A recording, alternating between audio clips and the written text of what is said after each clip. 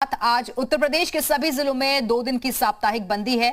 आज और कल आवश्यक सेवाओं को छोड़कर बाकी सभी दुकानें, संस्थान, प्रतिष्ठान बंद रहेंगे। आवश्यक सेवाओं और टीकाकरण के लिए लोग आ जा सकेंगे और इसके अलावा औद्योगिक यूनिट कोविड गाइडलाइंस के मुताबिक चलती रहेंगी। जानकारी के मुताबिक शुक्रवार रात 8 बजे से सोमवार सुबह तक ये साप्ताहिक बंदी जारी रहेगी, जिसे प्रदेश में सख्ती के साथ लागू किया जा रहा है। तो 2 दिनों की साप्ताहिक बंदी का ऐलान किया गया है। आवश्यक सेवाओं को छोड़कर बाकी सभी सेवाएं इस दौरान बंद रहेंगी। दुकानें, संस्थान, प्रतिष्ठान सभी इसमें शामिल हैं। हालांकि इस बीच आवश्यक सेवाएं और जो टीकाकरण का काम है वो तेजी के साथ चलता रहेगा।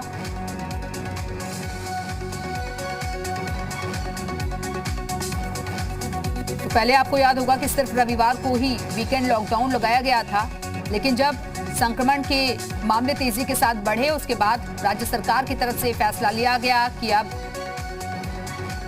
शनिवार और रविवार 2 दिनों तक ये संस्थान बंद रहेंगे। हालांकि एसेंशियल सर्विसेज को इससे अलग रखा गया है। अपील बार बार यही की जा रही है कि लोग अपने घरों में ही रहें।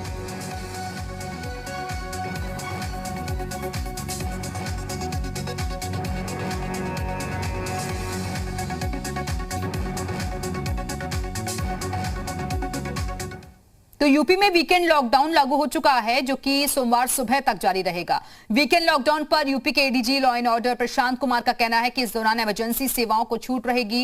एसेंशियल कमोडिटी की गाड़ियां चलेंगी और वैक्सीनेशन का काम भी इस दौरान जारी रहेगा। कर्फ्यू का पुलिस और जिला प्रशासन की टीम सख्ती से पालन कराएगी।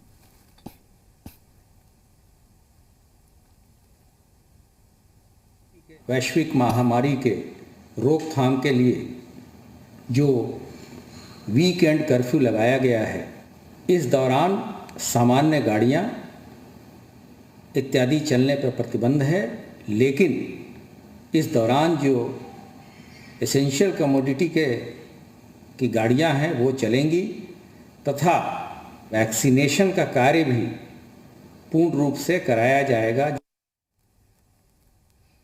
और इस वक्त लखनऊ से हमारे साथ हमारे सहयोगी संकल्प दुबे जुड़ चुके हैं। संकल्प, पहले सिर्फ रविवार को ही साप्ताहिक बंदी होती थी, लेकिन इस फैसले को आगे बढ़ाते हुए अब रविवार के साथ साथ शनिवार को भी ऐलान किया गया है कि बंदी रहेगी। फिलहाल लखनऊ की सड़कों पर इसका कैसा असर आप देख रहे हैं, क्योंकि जो इम्प्लीमेंटेशन है इसका कल रात से ही शुरू हो चुका है।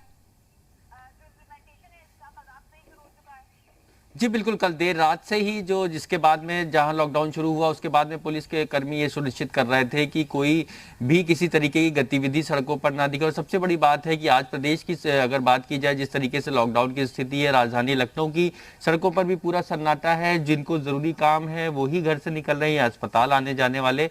हालांकि एसेंशियल सर्विसेज से जुड़े हुए जो लोग हैं उनको छूट दी गई है, लेकिन सबसे बड़ी बात है कि राहत भरी खबर उन लोगों के लिए है जिनको वैक्सीनेशन सेंटर्स पे जाना है, वो उनको किसी तरह का कोई अवरोध नहीं रहेगा, ये स्पष्ट कर दिया गया है। इसके साथ ही आज से जो है ये माना जा रहा है कि जैसे जिस तरीके से पिछले लॉकडाउन के सप्ताह में सैनिटाइजेशन का कामकाज किया गया था, तो आज नगर निगम की टीमें भी पूरी राजधानी को सैनिटाइज करने का काम शुरू करेंगी। और इसके साथ ही ये सुनिश्चित किया जाएगा कि हर वो कंटेनमेंट जोन, हर वो संवेदनशील एरिया या कंटेनमेंट जोन जहां पे एकाएक कोरोना के संक्रमित मरीज ज्यादा पाए जा रहे हैं, उन इलाकों को प्राथमिकता से सैनिटाइज किया जाए। इसके साथ ही क्योंकि कोरोना की चेन को तोड़ने के लिए लॉकडाउन लगाया गया है, ऐसे में आज ये प्रशासन की भी रणनीति है कि आज घर से बाहर निकलने वालों से सख्ती से निपटा जाएगा। क्योंकि पिछले लॉकडाउन में कई इलाकों में ऐसी तस्वीरें देखने को मिली थी कि अनुपालन नहीं हो रहा था और क्षेत्रीय दुकानें, जो मोहल्ले की दुकानें होती है, वहां पे जमावड़ा था, लोगों को खड़े होने की तस्वीर लगातार आ रही थी। अब ऐसे में इस बार